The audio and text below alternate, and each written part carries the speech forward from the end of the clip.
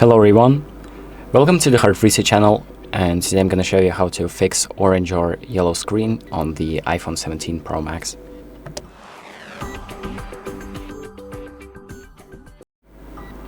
So if your screen feels a little too orange or too warm sometimes, like I have right now, you might have night shift enabled. So to disable night shift, what you can do is open up the control center, select the brightness slider, so hold on it like this, and disable night shift right here.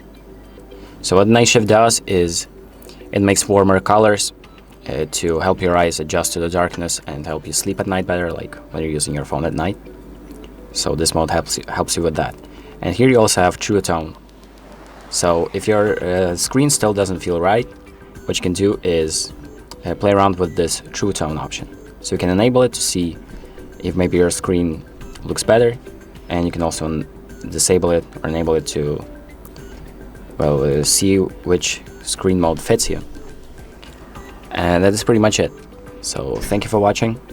I hope this video helps you, and make sure to like and subscribe.